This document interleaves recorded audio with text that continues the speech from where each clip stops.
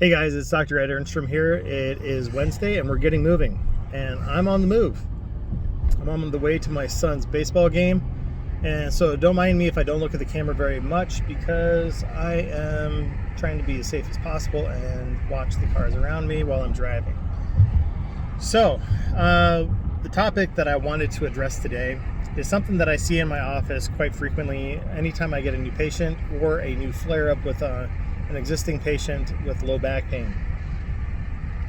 So it's an activity of daily living that we all do, where we go from a seated position to a standing position and from a standing position to a seated position. And that requires weight shifting, negotiating on using different muscle groups and different hinges like our hips, our knees, our ankles, our back, our neck. And while we're doing all this weight shifting, we can make this either easy or we can make it hard.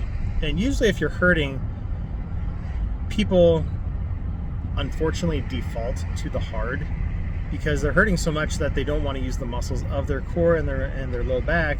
So they end up leaning forward with their head looking down at the floor, using their arms to push off their lap with their arms to try to get upright, at least get their hips off the table or off the chair that they're sitting in.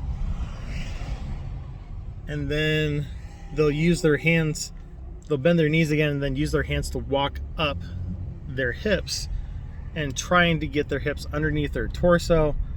And it's very laborious and it takes forever and it's painful, but yet at the same time they're doing it to avoid pain.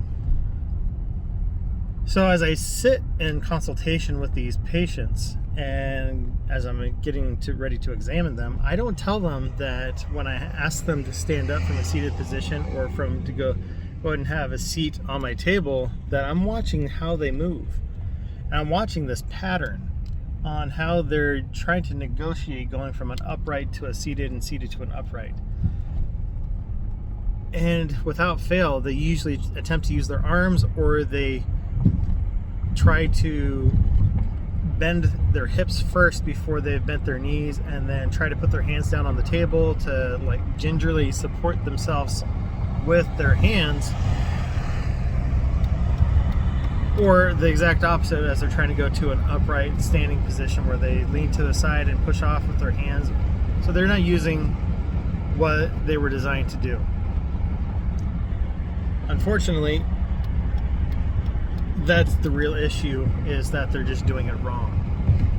And it's not their fault. They're just trying to do the best they can with what they know.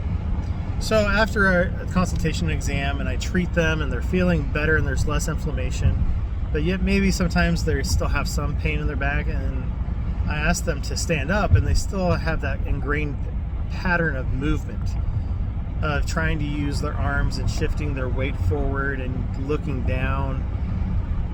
And then I'm like, okay, don't hurt yourself, just sit back down and relax. Now what I want you to do next is I want you to keep your eyes on the horizon or looking straight forward and up. And in my office, I usually tell them to look where the ceiling meets the wall, or where the wall meets the ceiling, whatever you want to say. And as they keep their eyes there, I was like, okay, now don't take your eyes off that.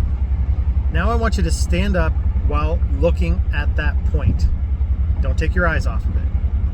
And as they do it, they keep their head over their shoulders and their shoulders over their hips, which makes their center of mass smaller, which means that their center of mass is over where it's appropriately supposed to be, over their hips. But when they're leaning forward and have their head forward, it makes their center of mass very broad and wide, which makes it more difficult and more laborious because the long muscles of the back have to work harder to then lift the upper torso to get higher.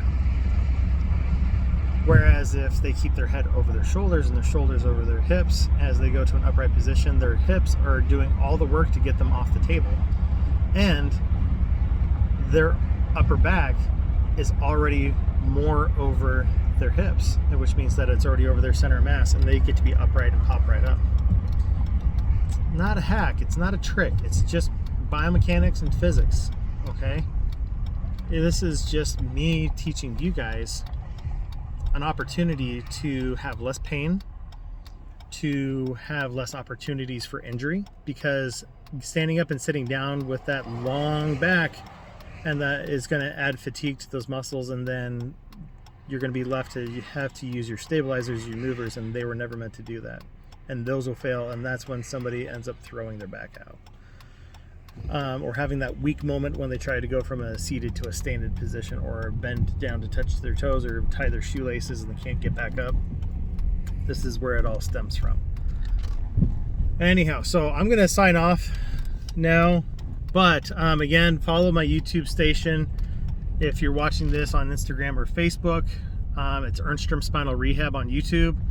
And if you're watching this on YouTube, don't forget to hit the notification bell, hit the like button, hit the subscribe button so you can get notifications when I post new content.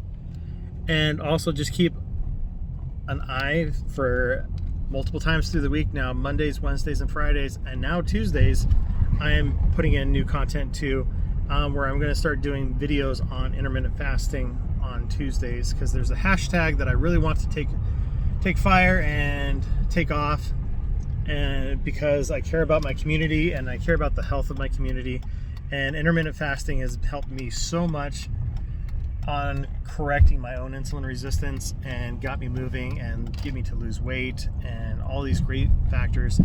And so it's called hashtag IFNSTL. That would be intermittent fasting in St. Louis, for if you didn't catch the acronym. All right, guys, we'll see you next time. Take care.